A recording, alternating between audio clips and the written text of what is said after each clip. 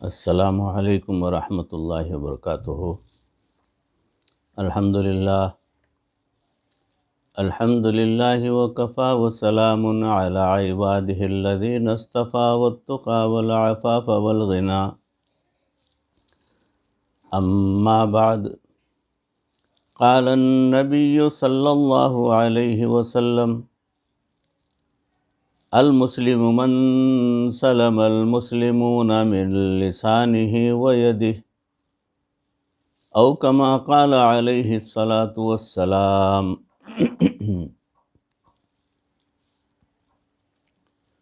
محترم بزرگوں، بھائیوں، دوستوں، عزیزوں، مکرم ناظرین، سامعین، حاضرین، معزز خواتین، ہماری ماں بہنوں، تصوف کے عنوان سے موضوع چل رہا ہے توبۃ النصوح، یعنی سچے دل سے توبہ کرنا۔ اس کی اگلی کڑی آپ حضرات کے روبرو پیش کرنے کی سعادت حاصل کر رہا ہوں۔ دنیا کی معمولی سی لذتوں یا چھوٹی چھوٹی ضرورتوں کی خاطر گناہوں کا مرتکب ہو جانا بہت نقصان کی بات ہے۔ ایسا اکثر ہوتا رہتا ہے۔ عام طور پر بندہ یا تو لذت کی خاطر گناہ کرتا ہے یا ضرورت کی خاطر گناہ کا ارتکاب کرتا ہے۔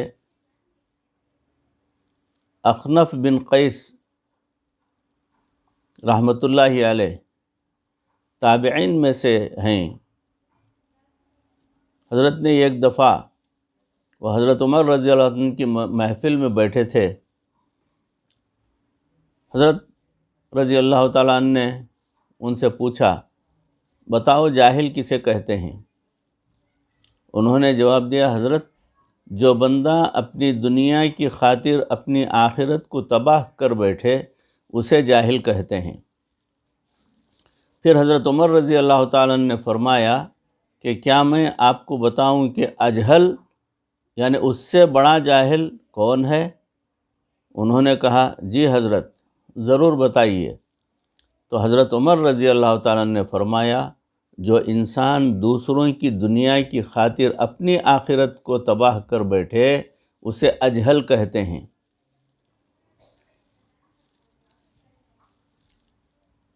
حضور اکرم صلی اللہ علیہ وسلم کی فصاحت اور بلاغت سے متعلق سماعت فرمائیں کہ حجۃ الوداع کے موقع پر نبی صلی اللہ علیہ وسلم نے ارشاد فرمایا، المسلم من سلم المسلمون من لسانہ و یدہ، مسلمان وہ ہے جس کی زبان اور ہاتھ سے دوسرے مسلمان سلامتی میں ہوں، یعنی سلامتی خود پر بھی ہو، سلامتی دوسروں پر بھی ہو۔ ہماری وجہ سے کسی کو تکلیف نہ ہو اور دوسروں سے بھی تکلیف ہرگز نہ پہنچے۔ یعنی المسلمون من سلم المسلمون من لسانہ و یدہ، یعنی وہ نہ تو کسی کو زبان سے تکلیف پہنچائے اور نہ ہی ہاتھ سے۔ عام طور پر تکلیف تو ہاتھ سے پہنچائی جاتی ہے، لیکن یہاں ید کے ساتھ لسان کا بھی تذکرہ ہے۔ ید سے مراد ہاتھ ہے، لسان سے مراد زبان ہے۔ اور عجیب بات یہ ہے کہ لسان کو ید پر مقدم کیا گیا ہے۔ شارحین حدیث نے یہاں عجیب نکات لکھے ہیں۔ وہ فرماتے ہیں کہ نبی صلی اللہ علیہ وسلم کے اس فرمان میں بڑی فصاحت اور بلاغت ہے۔ لسان کو ید پر مقدم کرنے میں بڑی گہرائی اور عمیقی موجود ہے۔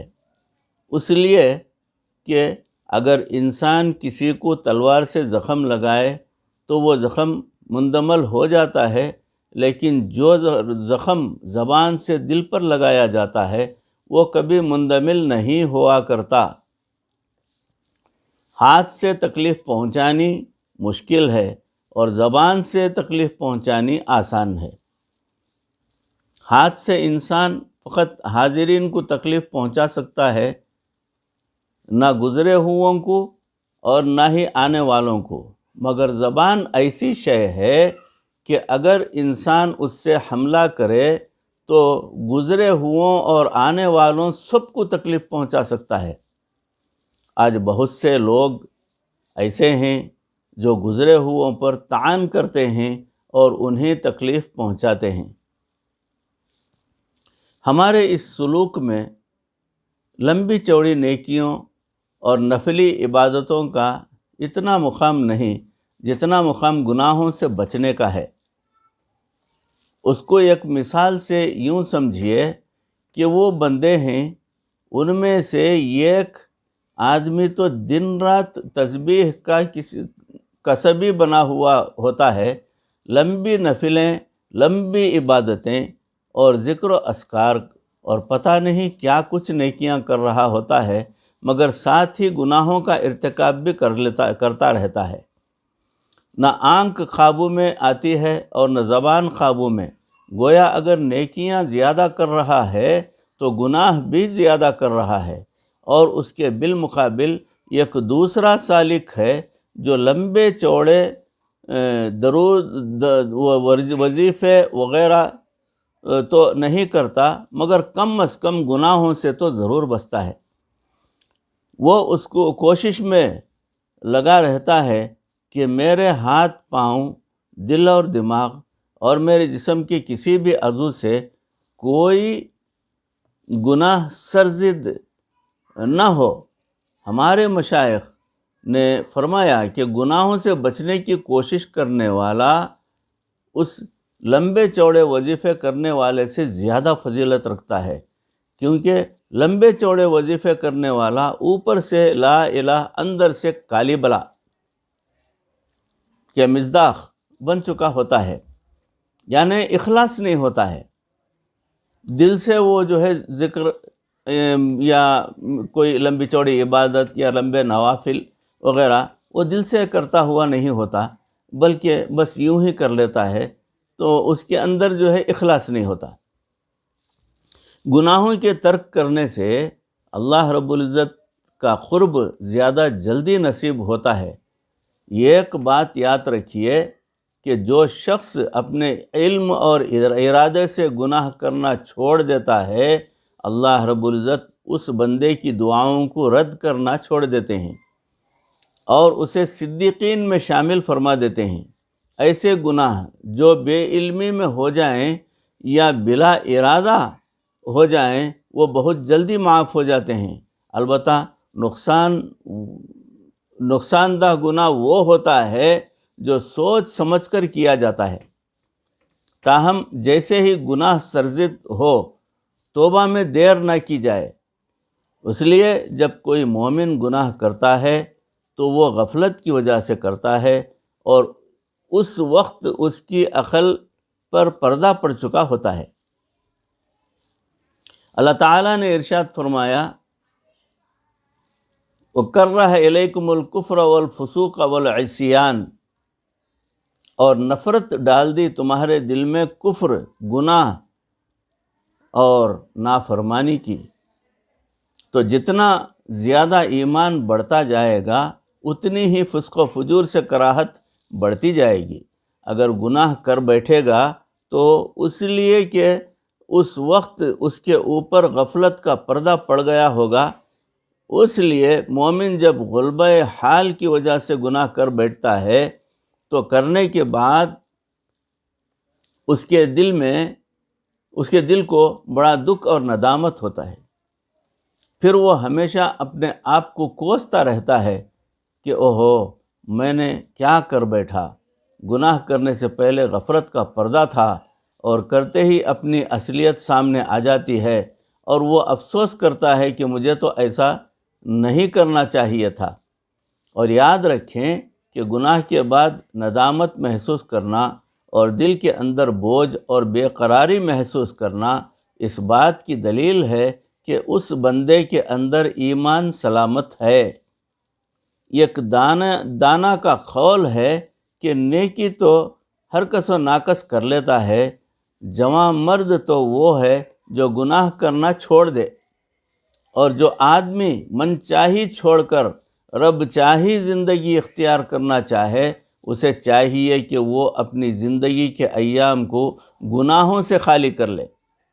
اس کے لیے وہ گناہوں سے بچنے کی کوشش کرے۔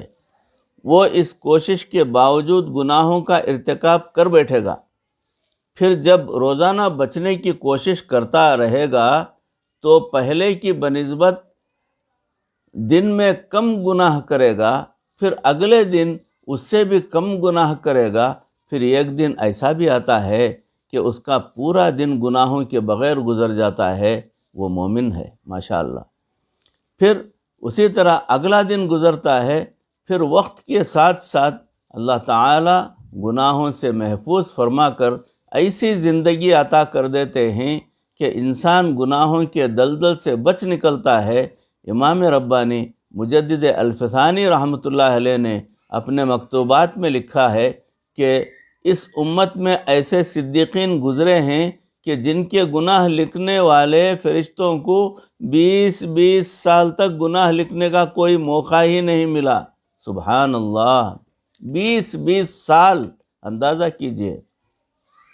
ہمارے دل کی بھی ایک تڑپ اور تمنا ہونی چاہیے کہ اے مالک ہمیں بھی ایسی سچی اور پکی زندگی نصیب فرما دے، آمین۔ ترک معصیت اعمال اطاعت پر فضیلت رکھتی ہے۔ یہ ایک بنیادی نقطہ ذہن میں بٹھانا تھا کہ ترک معصیت پر محنت زیادہ کریں، اس لیے کہ یہ اعمال طاعات پر فضیلت رکھتی ہے۔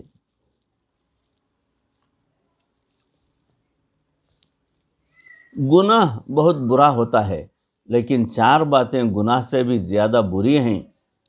پہلا، گناہ کو ہلکا سمجھنا۔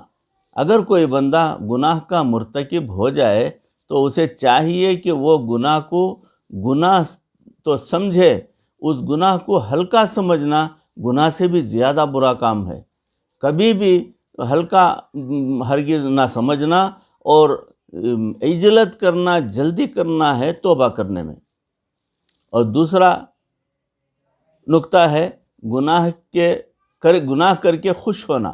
جیسے عورتیں کہتی ہیں، دیکھا میں نے اسے جلانے کے لیے یہ بات کی، اب وہ جو یہ کہہ رہی ہے کہ میں نے اسے جلانے کے لیے، یعنی اس کے دل کو دکھ پہنچانے کے لیے یہ بات کی ہے، تو یہ گناہ پر خوش ہونے والی بات ہے۔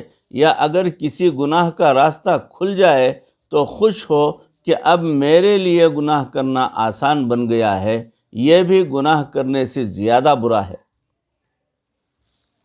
اور تیسری پوائنٹ ہے گناہ پر اصرار کرنا۔ یہ گناہ کو بار بار کرنے میں بھی بہت برا اس کا انجام ہوتا ہے، اور پوری کوشش کرنا چاہیے کہ جو گناہ ہو گیا اس سے جلد سے جلد توبہ کرے اور اس سے باز آ جائے، اور پھر اصرار نہ کرے گناہ پر۔ چوتھا پوائنٹ یہ ہے گناہ پر فخر کرنا۔ کچھ لوگ گناہ پر اترانا اور فخر کرنا بھی گناہ کرنے سے برا کام ہے، اس کا ان کو اندازہ نہیں ہوتا۔ تو لوگوں کو چاہیے کہ گناہ ہو گیا تو اس پر شرمندہ ہونا چاہیے، نہ کہ فخر کرنا۔ فخر کرنا یہ تو گناہ کے اور زیادہ مضبوط ہونے کی دلیل ہے، وہ علامت ہے۔ اس لیے جو ہے افسوس کرتے رہنا چاہیے کہ میں نے کیا کر دیا، اللہ مجھے معاف فرمائے، اور توبہ استغفار کرتا رہے۔ ابو اللیث سمرقندی رحمۃ اللہ علیہ تنبیہ الغافلین میں ارشاد فرماتے ہیں کہ ہر کبیرہ گناہ کے اندر 10 باتیں ہوتی ہیں۔ ہر کبیرہ گناہ کے اندر 10 باتیں ہوتی ہیں۔ پہلا ہے اس شخص سے اللہ تعالیٰ ناراض ہوتے ہیں جو بھی گناہ کا ارتکاب کرتا ہے، وہ اپنے مالک کو ناراض کرتا ہے۔ دوسرا پوائنٹ ہے وہ شیطان کو خوش کرتا ہے، کیونکہ گناہ کے صدور سے دشمن شیطان خوش ہوتا رہتا ہے۔ تیسرا پوائنٹ وہ ہے کہ وہ جہنم کے قریب ہو جاتا ہے۔ چوتھا پوائنٹ وہ ہے کہ وہ جنت سے دور ہو جاتا ہے۔ پانچواں پوائنٹ وہ ہے کہ وہ اپنے نفس کے ساتھ بے وفائی کرتا ہے، گویا اس نے اس کو آگ میں پڑنے کے قابل بنا دیا۔ وہ اپنے نفس کو ناپاک کر لیتا ہے۔ ہر گناہ باطنی نجاست کی مانند ہے، جس طرح ظاہری نجاست پانی سے دھلتی ہے، اسی طرح گناہوں کی نجاست توبہ سے دھلتی ہے۔ وہ اپنی نگرانی پر مامور فرشتوں کو تکلیف پہنچاتا ہے، وہ نگرانی کرتے ہیں اور یہ تکلیف پہنچاتا رہتا ہے۔ آٹھواں پوائنٹ سماعت فرمائیں، وہ نبی علیہ السلام کو قبر مبارک میں غمگین کرتا ہے۔ فرماتے ہیں کہ ہمارے نامہ اعمال نبی صلی اللہ علیہ وسلم کو پہنچائے جاتے ہیں، تو نبی صلی اللہ علیہ وسلم جب اپنے امتی کے گناہ دیکھتے ہیں تو محبوب صلی اللہ علیہ وسلم کو بہت غم پہنچتا ہے۔ نواں پوائنٹ وہ یہ ہے کہ وہ باقی مخلوق کے ساتھ بھی خیانت کرتا ہے، اس لیے کہ گناہ کے صدور سے اللہ رب العزت کی اترنے والی برکتیں بسا اوقات رک جاتی ہیں، اسی طرح دوسری مخلوق بھی محروم رہ جاتی ہے۔ مثلا بارشیں رک جاتی ہیں تو باقی مخلوق بھی اس سے متاثر ہوتی ہے۔ انسان 10واں پوائنٹ سماعت فرمائیں کہ جب انسان جہاں گناہ کرتا ہے وہ زمین کے اس ٹکڑے کو قیامت کے دن کے لیے اپنے خلاف گواہ بنا لیتا ہے۔ آج کل ویڈیو کیمروں کا زمانہ ہے، دکانداروں نے بھی اپنی حفاظت کے لیے ویڈیو کیمرے لگائے ہوئے ہیں، کارخانوں میں بھی ویڈیو کیمرے لگ جاتے ہیں تاکہ چوری کا خطرہ نہ رہے۔ اگر کوئی ڈاکہ مار کر چلا جائے تو اس کی پوری فلم آٹومیٹیکلی بن رہی ہوتی ہے، پھر اس سے چور کو پکڑنا آسان ہو جاتا ہے۔ اسی طرح یہ ویڈیو کیمرے حفاظت کے لیے لگائے گئے ہیں اور آج چور کو پکڑنا آسان ہو گیا ہے۔ اسی طرح اللہ رب العزت کی زمین کا ہر ٹکڑا بھی ویڈیو کیمرہ بن کر گناہ کے اس منظر کو محفوظ کر لیتا ہے۔ ارشاد باری تعالی ہے، یومئذ تحدث اخبارہا بأن ربک اوحی لہا، اس دن کہہ دے گی وہ زمین اپنی باتیں اس واسطے کہ تیرے رب نے حکم بھیجا اس کو۔ ایک عجیب بات یہ ہے کہ انسان کئی مرتبہ گناہوں کا ارتکاب کرتا ہے، اس کے باوجود اپنے آپ کو بڑا سالک سمجھ رہا ہوتا ہے۔ انسان کی حالت تو یہ ہے کہ اسے دوسروں کے بارے میں گناہ کا شک ہو جائے تو وہ ان سے نفرت کرنی شروع کر دیتا ہے اور اپنے عیبوں کا یقین ہوتا ہے، لیکن پھر بھی اپنے نفس کے ساتھ محبت ہی میں رہتا ہے، نفس سے نفرت نہیں کرتا۔ شیخ شرف الدین یحییٰ منیری رحمۃ اللہ علیہ نے ایک عجیب معرفت بھری بات لکھی ہے۔ وہ فرماتے ہیں کہ دوسروں کے نظر میں اپنے آپ کو گرا دینا بڑا آسان کام ہے اور اپنی نظر میں اپنے آپ کو گرا دینا سب سے مشکل کام ہے۔ ہم نے دیکھا ہے کہ بعض دوست جو فرض کی پابندی بھی نہیں کر پاتے، وہ خواب میں کسی بزرگ شکل کو دیکھ لیتے ہیں تو وہ اسی پر مست پھرتے رہتے ہیں اور کہتے رہتے ہیں کہ جی حضرت مجھے خواب میں بہت اچھے بزرگوں سے ملاقات ہوتی ہے، وہ فلاں فلاں فلاں وغیرہ۔ یاد رکھیں کہ جو خوابوں کے شہزادے بنتے ہیں وہ ہمیشہ خسارے میں رہتے ہیں۔ بھائیوں، بزرگوں اور دوستوں، موضوع چل رہا ہے اس کی انشاءاللہ العزیز اگلی کڑی توبۃ النصوح کی اگلی کڑی اگلی نشست میں آپ حضرات کے روبرو پیش کرنے کی کوشش کروں گا۔ کہیں سنی باتوں کو اس عاجز کو بھی آپ تمام کو بھی عمل کرنے کی پروردگار توفیق عطا فرمائے، ہر قسم کے گناہوں سے ہماری مکمل حفاظت فرمائے، مرتے دم تک کسی کا محتاج نہ بنائے، ایمان پر ہمارا خاتمہ فرمائے۔ وآخر دعوانا ان الحمد للہ رب العالمین۔ السلام علیکم ورحمۃ اللہ وبرکاتہ۔